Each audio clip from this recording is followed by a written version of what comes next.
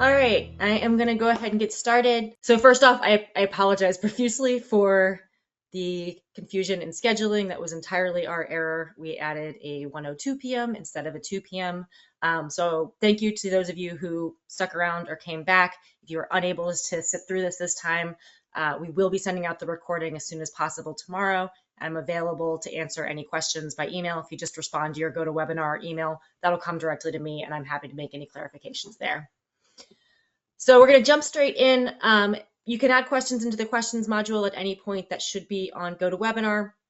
I'll probably hold most of those for the end, but I will try to make sure that we clarify anything that's needed.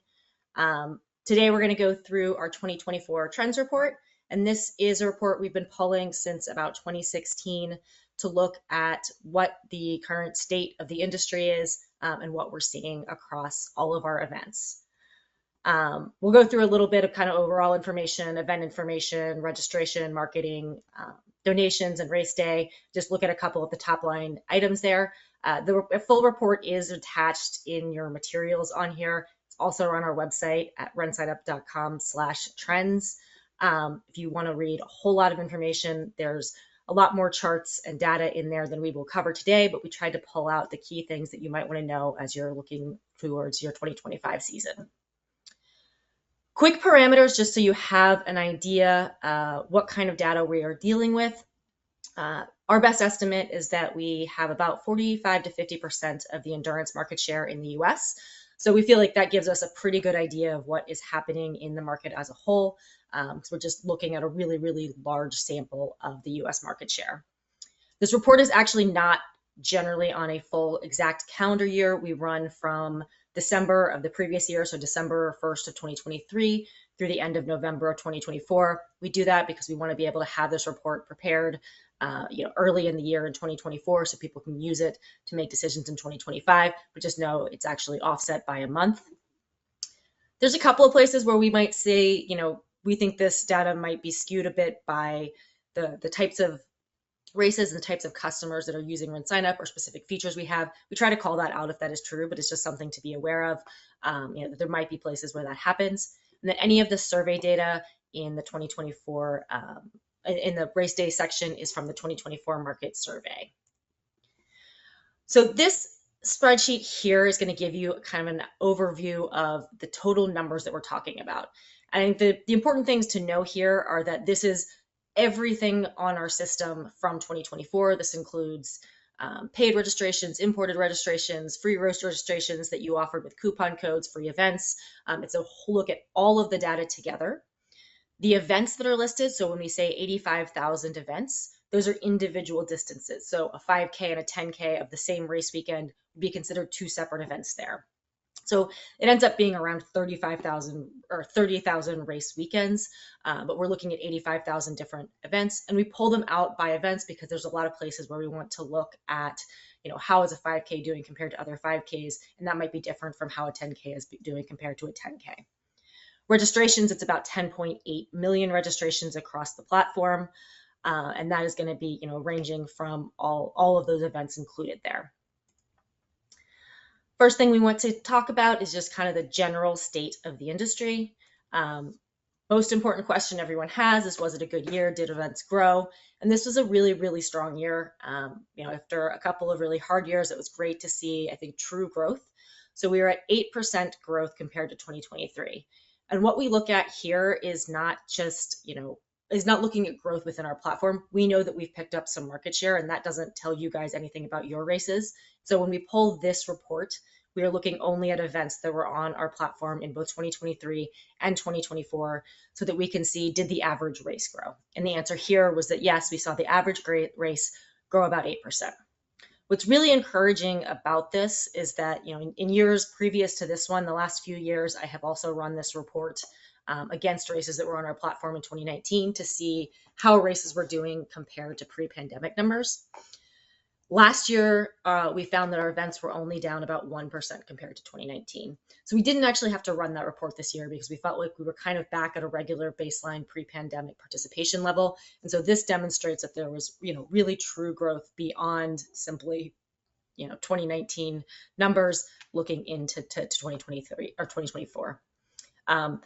Growth kind of across all distances. There's not a huge outlier here. Marathon seems to be a little bit of the slowest growth there. It's also, there are fewer marathons, so it's easier to see some impact of other factors within that.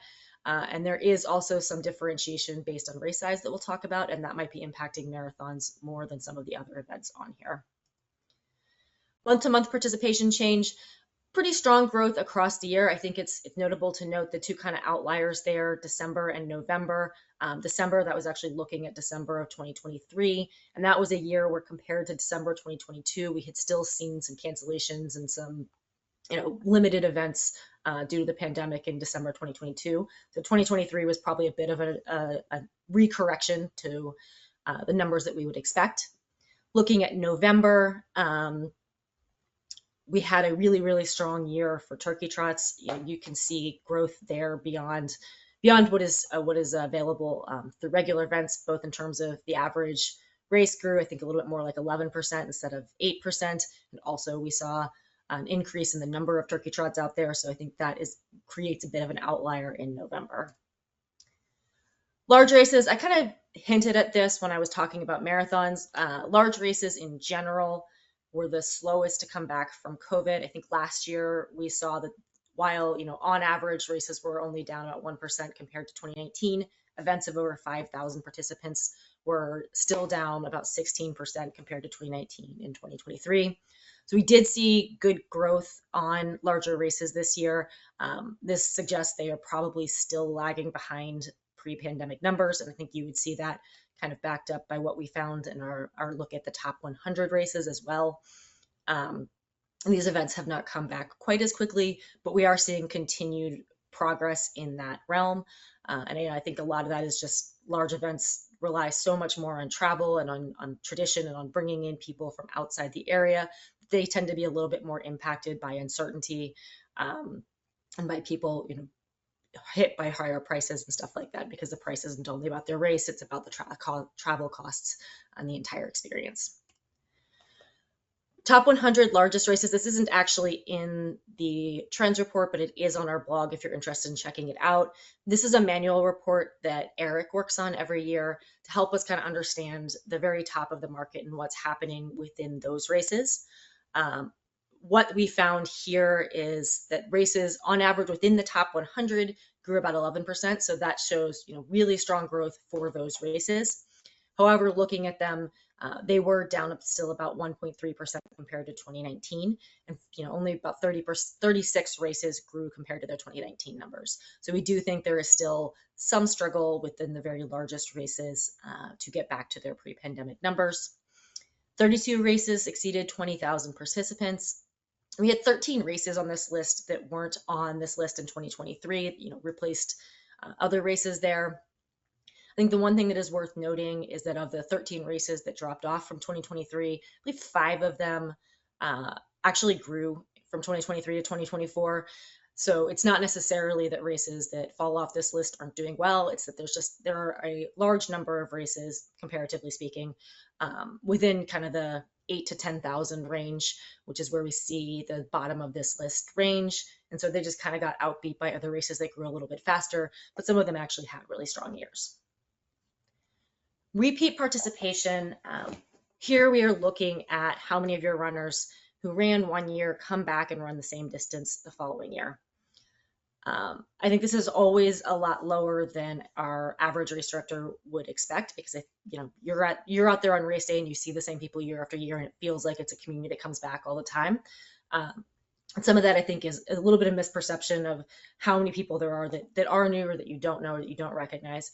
We see about 17% of 2023 participants came back in 2024. The caveat to this is that I think is important is that this is only looking at people who ran the 5K in 2023 and came back to the 5K in 2024. So if you have multiple distances, your actual overall race repeat participant view might be a little bit higher, because you might have someone who ran the 10K last year and then came back and ran the 5K this year. One thing that you can do within your own races is you can actually find on your dashboard under the promotion tab, you can go to repeat participation and you can download a list of all your participants and how many years they've come, which years they've come, and that will be across all distances. So if you want to kind of see what your real numbers are within your own race, I'd really recommend going to that report. Is just right on your dashboard, click on the promotion tab, and it's the repeat participant report. I believe it's actually the first one that pulls up. There's a download button there. It'll show you like a nice graph on there, but the download button is what you really want at the bottom so that you can see exactly how people are, how many people are coming back to your race, and make sure that you're reaching out to your really loyal participants and making them feel appreciated for their years of support. RaceTrends is a really interesting report that we look at as well. This is another one that's fairly manual, and because of that, it only looks at races that are above 500 participants. What this looks at is the percent of runners who, the percent of races that happened one year that did not come back the following year. For that, we are looking at, for RaceTrends, we are looking at races that occurred one year that did not come back the following year. We want to understand, how healthy is the market and how strong are races, day to day. This year, the churn rate was just 3.9%. That is the lowest that we've seen since we started tracking this in about 2018. There's some weird numbers and weird years there around the pandemic and races that skipped a year and came back and all of that. But in general, we've seen this be a little bit more like 5 to 7%. So this really suggests that races had a strong enough year that they are sticking around, they're coming back. The only downside to that I'd say you might want to pay attention to is that if races are not going anywhere, there might be a little bit less room in the market for new events that you want to bring out and for things that you might be introducing. Distribution of races. This looks at how many races are happening each month. And we've done this for a long time, and I think usually I look at this report and it's exactly what you would expect. Majority of races, September, October timeframe, we see a big spike in kind of the April, May as well, May, June. What I do think is interesting here that we pulled is this kind of look here at the percentage of races each month compared to the percentage of participation taking place each month. This isn't, I think, an exact model for you to decide where you want to create a new race, because I do think we look at November here, and again, there's much higher participation than there is the number of races. I don't actually think that means that we need to double the number of turkey trots. Some of those events are just naturally going to be bigger as well. But I do think you might look at that, say maybe there's a little bit more room here if there isn't one near me. I also think you could see down here in the summer where it looks like maybe participation is a little bit lower than the number of races. Maybe that's not a great place to add some races into the market, but there might be some room over here in the spring as well. So this is just kind of something that you can keep an eye on when you are thinking about how to grow your book of races. Event trends, the first thing that we pull is some demographic data. Looking at participation by gender, in 2024, 53% of participants identified as female. This has been more or less stable, but shifting ever so slightly since we've started running this. I think it started at 55% female and has kind of gradually sort of narrowed that gap. The important thing to keep in mind here is just as you're doing your marketing and as you're putting together your race events, a large portion, likely a majority of your participants are women, so making sure that you include them in kind of the photos that you display. Keep them in mind when you're setting up giveaways and that you have that group recorded there. We've also seen a little bit of an uptick in races that don't collect gender at all, and I think that's just events that are not timed, that don't have any need for awards. It's a field that they don't have to actually use then, and so we see events where that's not actually collected. Participation by age has been a really big topic of conversation throughout the last couple of years. We saw a pretty significant drop in participation by young adults. It was sort of started trending down back in 2016, 2017, as we were starting to pull this data. We saw it go from kind of 20, 22% down to around 17, 18%. And then that age group really tanked during the pandemic. They were not big fans of virtual races. So there's been a lot of conversation about how to bring back young adults, because obviously, it's going to be much harder to get them engaged later if we don't have a group of young adults who are excited now, to try to retain them into their 30s and 40s and 80s. We have seen some improvement over the last couple of years. This year did tick up again, so we're up to about 16% of participants were 18 to 29. It's pretty encouraging. I don't think that means that the problem is solved. I think we still need to make sure that we're being a little open-minded and creative in the ways that we are marketing races and the ways that we are putting forth, events for young adults. But it's a good sign that we have made some progress. And I do think also, we're seeing some pretty good participation even younger than that. Kids races had really high numbers this year. Some of that is going to be school events and cross country type events, but a lot of that is going to be kids events, kid specific races and events. I think we can looking ahead. You want to kind of make sure that you have opportunities to bring in kids, make sure you have kids races, family friendly pricing, get kids started out running and enjoying running events as early as possible. And then into the 18 and 29-year-old group, big things that we hear from that group is that, they really like social events. You want to offer teams so that they can come and participate with their friends and have a really fun day with their community. And you want to highlight the charity you have. Young adults are particularly interested in doing good through their social activities. And so most races out there, the vast majority are already, for a charity or working with a charity. Make sure that you're talking about what good that charity is doing and how much this race is contributing to it, because that's really going to help them feel like it's a worthwhile use of their time.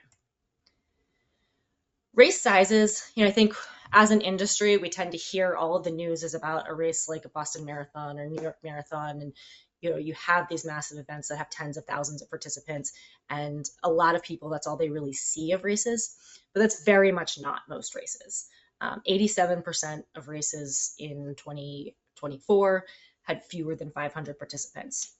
So most races out there are smaller community events. And with that, you're seeing a pretty large percentage of participants who are actually experiencing those small events as well.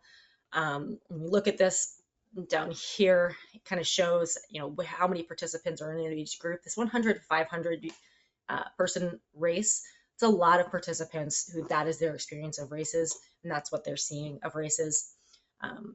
There is a little bit of an uptick in terms of participation with large races simply because they have a lot of participants, but you still only see about 13% of participants in races that are over 5,000 participants. And I think what I take away from this is that we really want to make sure that, the technology that you're using and the type of race experience that you're putting on is as robust as possible, regardless of the size of your race. Making sure that you're offering things like notifications and tracking, have a quick and easy race day pickup, and that you have kind of fun and experiential elements at your finish line, even just a nice photo area, making sure that your race feels a little bit bigger and more exciting than it is for any size, because I think there's opportunities out there for you to bring a really good experience, even if you don't have, a huge event or don't want a huge event, even if you want to keep it a small community event. Registration trends, we're looking here at when runners register. I have been told repeatedly for the last 8 years, every year, that procrastination is getting a lot worse. We just don't find that to be true. Every year we have run this since 2016, between 24 and 26% of participants have registered on event week. This year was down. Actually, this might be ever so slightly the lowest that we have seen, just shy of 24% registered on race week. And we also saw, again, a very, very minor shift away from people registering, 1 to 2 weeks out. So I don't want to say that means a whole lot because it's such a small shift right now, but it does suggest a very, very minor shift away from procrastination, which I think everyone would welcome any of that, but also I don't think you're going to get a whole lot more. So you're always going to want to make sure that you are prepared for that rush of late registrations. The really important thing to note there, though, is if you are trying to use that chart to plan for your event, don't look at the overall numbers because the variation based on distance is really significant. I don't think the pattern would necessarily surprise anyone, but I think, seeing how drastic the differences are on this chart, where kind of the general shape is the same, but the extremes are pretty different. We have about 53% of marathon runners registered more than 3 months before race day. So more than half of them are in really, really early. And then I think it was something around 7-8% of marathoners registered on race week. So those, obviously your shift is going to be much, much earlier. On the flip side, 62% of 5K runners registered in the last month. The percentage like more than 3 months out was, again, it was more like a 7-8%. We don't see a huge difference on race week. They get up to about 26% for 5K runners, but that kind of later general trend is there. I think one thing you can use this for is to get an idea where you might be able, when you really want to open registration, and where you might be able to put in price increases to boost some of that registration, and where it makes sense to reach out to runners and kind of plan your marketing around that. Prices have gone up for the second year in a row. We saw prices increasing across all distances. 10K was the highest at about 5% increase compared to last year's prices, but this did go up for every distance. I think the important thing to keep in mind here is that, yes, we saw price increases. We also saw participation increases, which suggests that participants are willing to pay more. They understand the increasing prices, and they aren't being turned away by your prices going up. That doesn't mean you want to price gouge anyone, and I'm sure there would be a limit to how much you could charge before people would say, I'm not going to pay that. But I do think it's important to know if you're going over your budget, you're looking at your expenses for the upcoming year, and you're realizing that you have to be able to increase prices to cover your costs, make the kind of profit that you need to survive and to thrive. And so, a little bit of an increase, around the types of costs that you're already seeing is expected, and people, have been, and I think will continue to be willing to pay it, as long as you're being reasonable. Price increases. This always surprises me how few price increases races put in. With a 5K, we see, on average, 1 price increase. Even with a marathon, the average is only 2 price increases. I'd really encourage you to kind of look at your registration trends and see if there's a place for you to add an additional price increase if you are kind of on the low end of these averages. There's 2 reasons really for that. One is that, people need a reason to act. And for a lot of people, the $5 difference isn't really the difference between whether they're registering or not. But it can be the difference in whether they do it right now or wait and then potentially forget, don't do it. And that's just, it's just human nature to want a deadline. They see a deadline and they're like, okay, I should do this now before this price goes up. The other thing that I think price increases are really useful for is it allows you to be inclusive in a very different way. So you can have a really low opening price that allows for more price conscious people to participate in your event. People who maybe don't have the money to pay the higher end, they have a little bit of an in if they're willing to commit early. If you have people who want to procrastinate, most likely are not motivated by price to begin with because they already know they're getting the highest price. So you can kind of bump that price up a little bit at the end, make up a little bit of revenue on your procrastinators, and compensate for the extra hassle of dealing with their late registrations, and even out your prices a little bit. Minimum, maximum prices. I just think this is interesting to kind of keep in mind.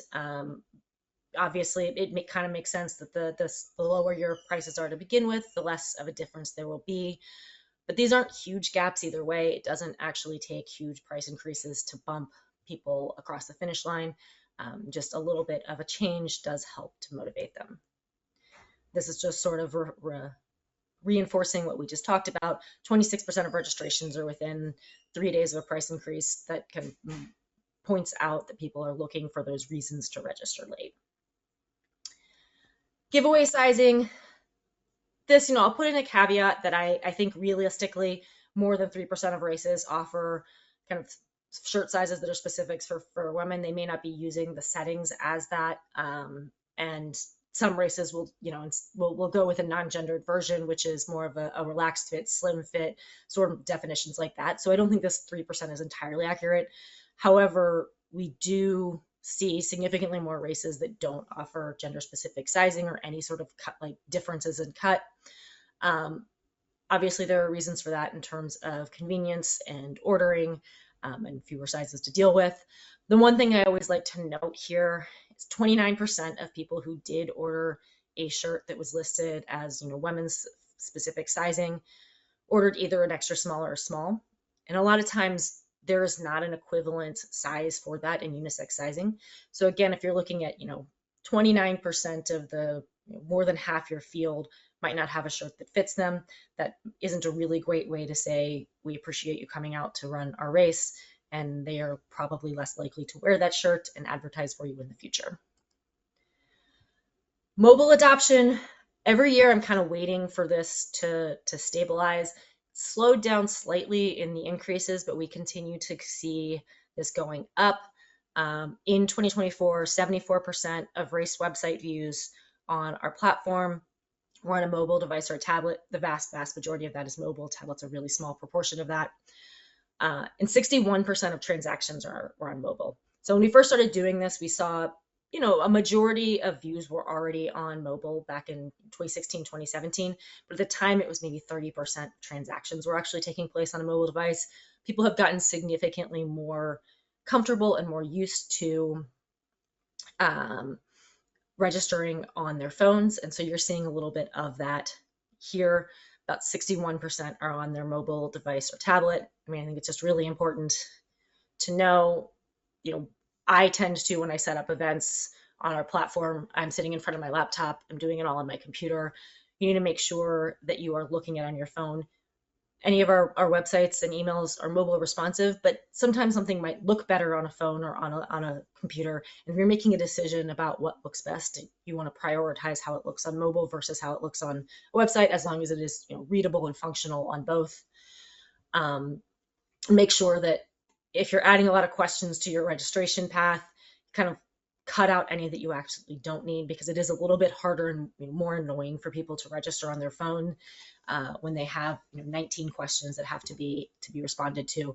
So obviously, if there's data you need to keep it in, but keep an eye on that when you are deciding what to include.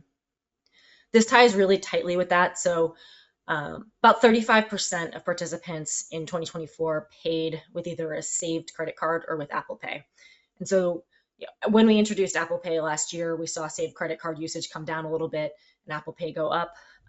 There's some overlap there of users who would, be likely to use Apple Pay or saved credit card. But that does say that's a pretty large percentage of people who want to pay as quickly as possible on their phones. They want to get out and they want to make that purchase really quickly. Currently, we have about 81% of all of our mobile traffic is on an Apple device. So just as you're testing devices, it's always good if you have the option to try something on an Android as well. But we do see a much larger percentage on Apple devices versus Android. Processing fees, about 94% of processing fees are paid by participants. This has inched up very, very slightly over the years. Originally, when I put this in last year, it was to kind of note to people who are worried about processing fees and passing them on. The participants are really, really used to this. They have been paying them forever, and it's very common to pass them on as long as you aren't, charging Ticketmaster type fees. Fairly low processing fees tend to be fine.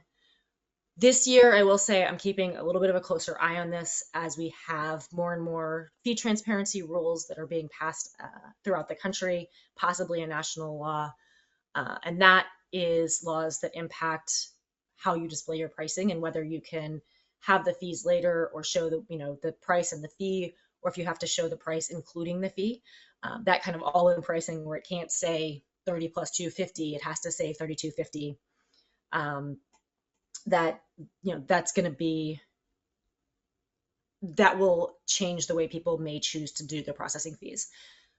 Many people will still keep their pricing as it is. Our system is able to display the fee in a legal way, so you can do that. But we do see some races and states that are impacted by fee transparency opting to absorb the fees instead, raise their prices, and keep the fees in-house so that they can have a nice even number like a $50 showing on their race. So I do think it'll be interesting to see if this shifts at all over the next couple of years as those laws really roll out.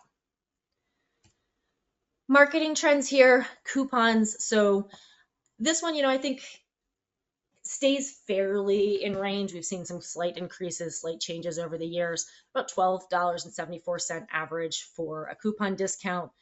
That I think is important just to know, coupons don't have to be massive. You don't need a 50% coupon for it to be useful. fairly small coupons can also have make a difference.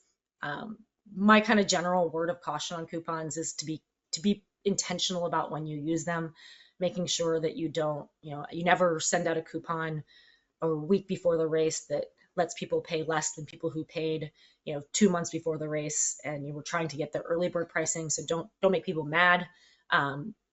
Pick one or two times or reasons for coupons and make them really time limited and specific, so that they are strong calls to action and they're actually bringing people across the finish line versus just giving money to people who were planning on registering anyways, and maybe we'll wait until the very last minute and then still get a discount. Referral rewards. So this refers to an option within RunSignup to enable referrals. Essentially, what would happen if this is enabled is that if I register, at the end of my registration, I get that little pop-up that says, "Thank you for registering. Do you want to share this event?" It includes a specific link that I can use when I send this race out to my friends to say, "Hey, register using my link." If 3 or whatever number your race has set, 3 of my friends have registered through my link, then I get a refund of whatever dollar amount you set. We typically recommend this to be kind of in the range of 3 to 5 referrals gets $15 to $20 refund, and that will provide you with a kind of a way to get people into your race. On average, we have seen this be like massively useful over the years. It's something we've recommended to a lot of races. If you look at those 2020 numbers, pandemic usage was like through the roof, I think, because everything was online. But typically pre-pandemic, we saw it be around 6-7%, which is kind of where we are this year. 6% of registrations, 7% of transactions come from referrals when this is enabled. I think what is a little bit encouraging there is this program, we know it works. We know that people do refer their friends, and it works because if you have a threshold that's high enough, I might share my link and get 1 or 2 people to register, but I might come up short of that threshold, and then you don't have to refund me at all. So the number of refunds given is relatively small and relatively insignificant compared to the number of referrals you get. But we've made this easier and easier for races to enable because it works really well. But it actually doesn't work that well if all you've done is enable it. What's important is that you let people know about the program and that you remind your participants that this exists and that they should take advantage of it. So the fact that this is kind of ticking back up tells me that races are also starting to relearn that part and really share the event, share the referral program, and encourage people to refer their participants. Groups and teams is a really, really steady report. We see about 30 to 31% of participants join a team when it's available. I think this is really just a note, again, for particularly social teams. There's obviously times when competitive teams are important, but social teams give people a reason to kind of invite their friends to say, "Hey, I have this team." It may not mean anything. Like, it can be nice if you offer an incentive if people have a large team, or if you call out the teams in some way, but in many, many races, teams don't mean anything. It's just a way to participate together, to feel like you're participating together.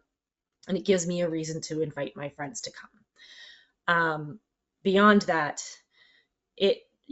on race day, if I'm there with my friends and my family and I have a large group participating with me, I'm much more likely to want to come back again. I'm much more likely to have a great day.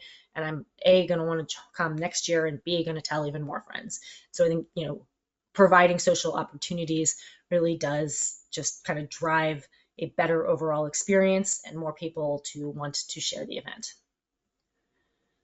Website traffic sources, this is pulled from our Google Analytics. So it's just kind of getting an idea where people are coming from when they go to your race websites. I'll note direct traffic in here is going to be like a little bit messy. A lot of that is probably email because Google doesn't track very well links from within email to a website. So a lot of that is going to show up as direct traffic. But you are either way getting a fair amount of traffic from people who already know they want to go to your website. They're excited to be there. They're looking directly for your race.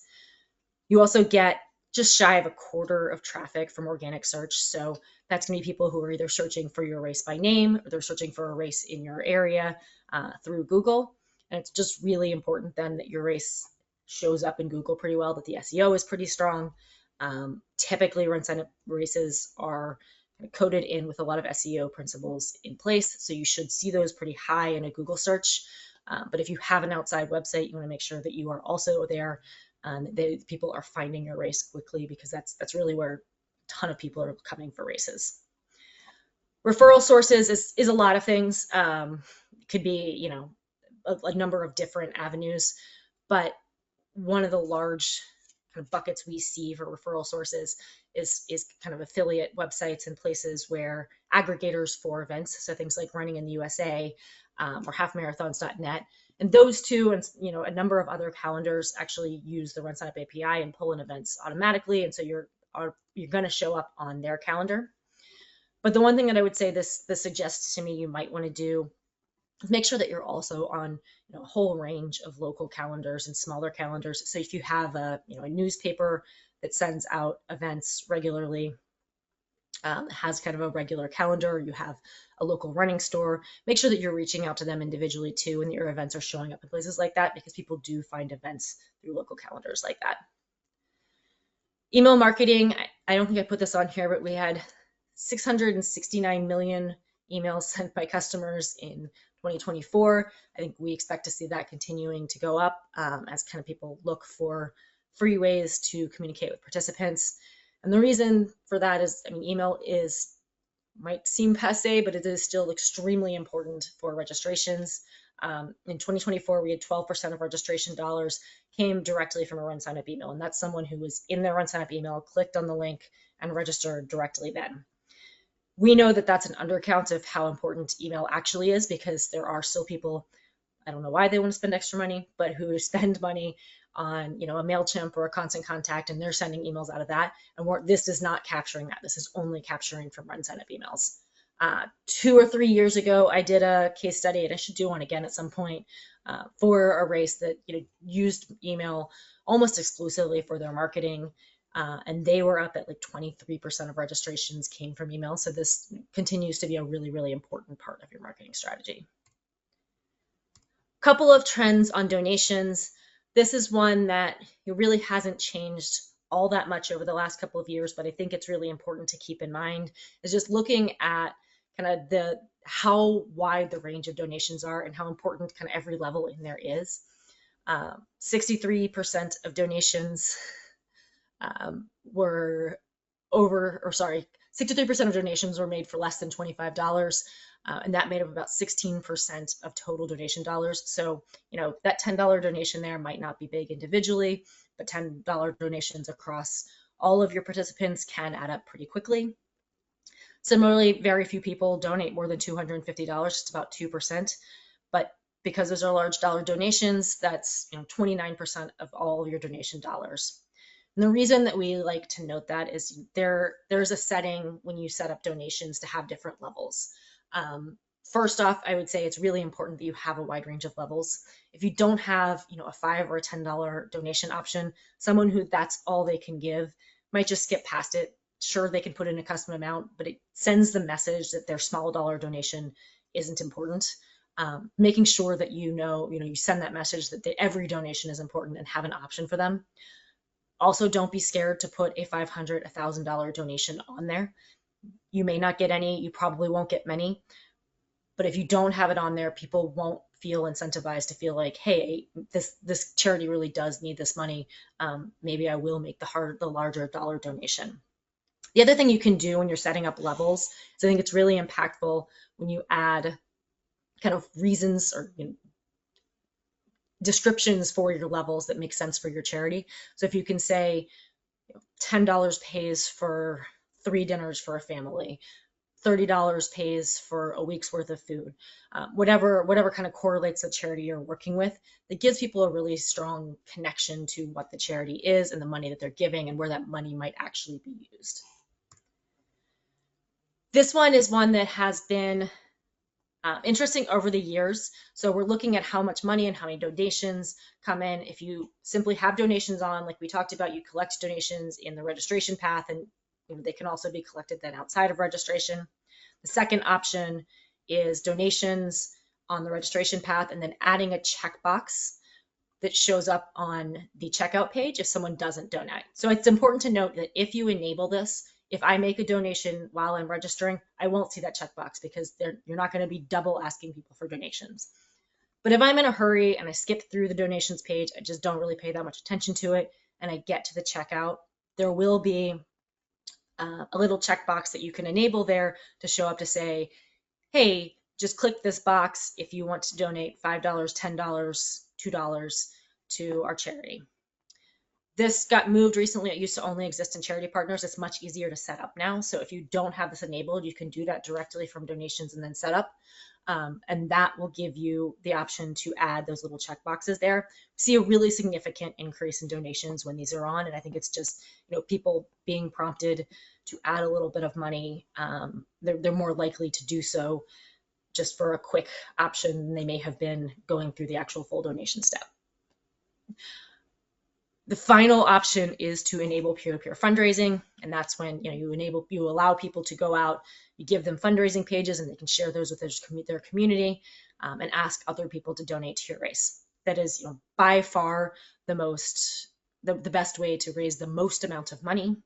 However, I will say it's not for every race. You need to have the time and the ability to handhold those fundraisers a little bit, to provide incentives for them, to thank them, to give them, advice on how they do their fundraising. So if you don't have those kinds of resources, it may not be the best option for you. But if you are fully engaged in fundraising as your main purpose, then peer-to-peer fundraising is what you're going to look at. If you have any questions about that, you can email us. We have a team that works almost exclusively with peer-to-peer events, so they have some really great advice for getting you started there. Last section we're going to look at is race day trends. So 2.6% of registrations came on race day. That slight increase, but relatively similar to what we've seen over the last couple of years. And I think just whatever this percentage is, it is a percentage that contributes to your race. You want to make sure it's as easy as possible for people to register, even late. I do think this is a place where you can have a price that goes up. Race day is actually more expensive than any other day, but make it available for people.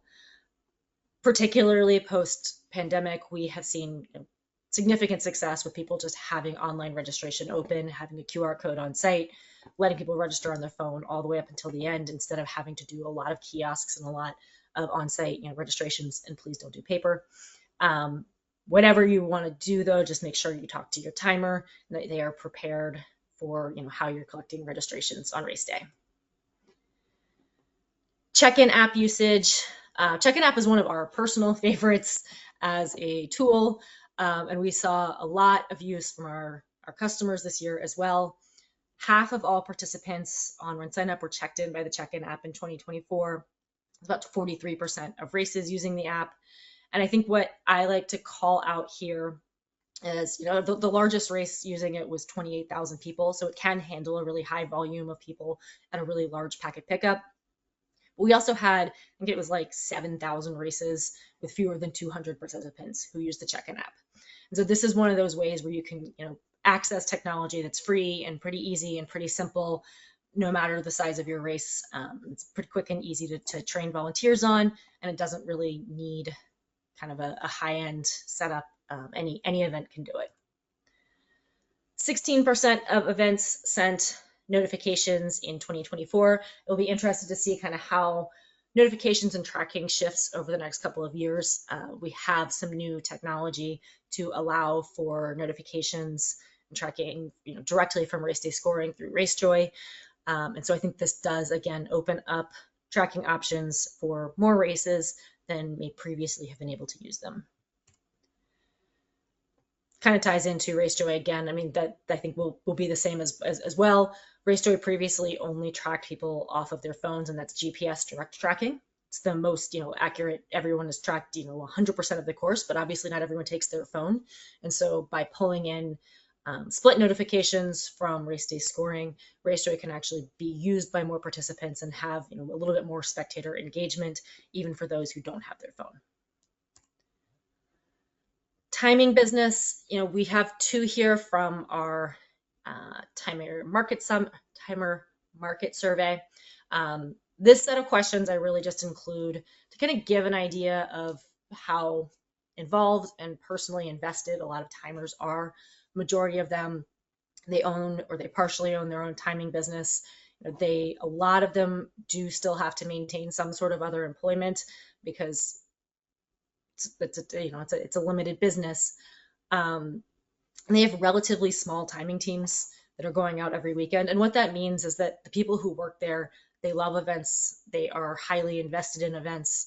They know a lot of the industry, and they're doing this because they want to make your races better. So you want to make sure that you're always talking to your timer and using them as a resource, which ties into 81% of timers offer services beyond timing. That might be some of your registration setup or race directing, course certification. It's a wide range of what they might be able to do for you. But if you're looking for help with your races, your timers should always be the first people that you go to. And I think that is it. I see a couple of questions in here that I will take a look at quickly.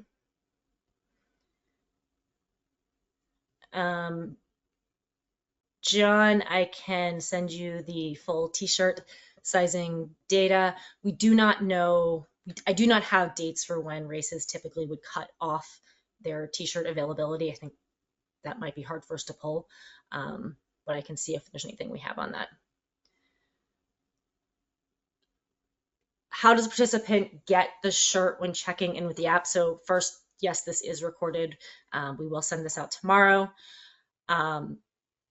If you're checking a participant in with the app, there will be their shirt size. You can set what shows up, what the volunteer sees when someone is checked in, but there you can enable it so that their add-on or their giveaway shows up when they're checked in.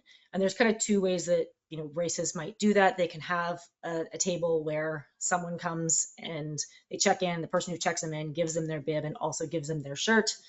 Other races might have the app set up on two ends, and someone will do the actual check-in for them, and then they'll go down and pick up their shirt there.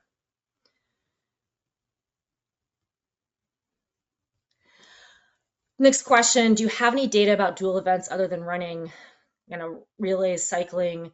So there's going to be a little bit of data in there, but I don't think enough to be valuable. It's not something that we pull out separately, largely because there's just not enough events that go through that we can actually pull anything meaningful.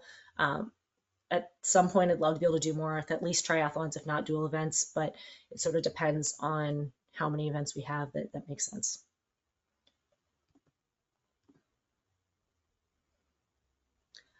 Does the RunSignup email system have the ability to include short videos in an email to participants? No, there are security concerns with that, so I don't think it's something that we will introduce. What I would do is, use an image with a play button that they can click on to get to the data there, or to get to the video there. One question, participant age breakdown did not display a column for participants 18 under. I will double check that and make sure it is correct in the actual report, and if not, we will update it.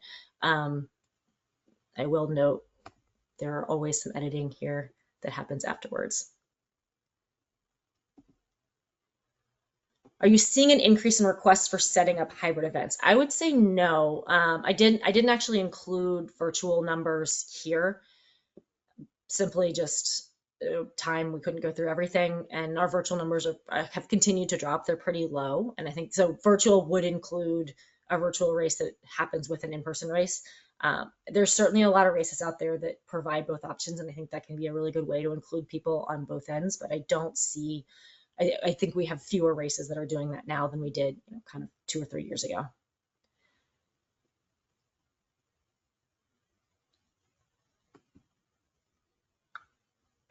I think that is all I see right now.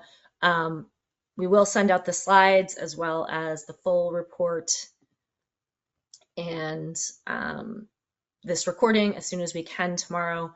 I will go through if there's any questions that I missed, and also if any of you have any questions later, if you go through any data, feel free to email me. If you respond to your GoToWebinar email that comes to me, also my email, johanna@runsignup.com, is on there. I really appreciate you guys for hanging in with our tardiness and for joining us today. Have a great afternoon.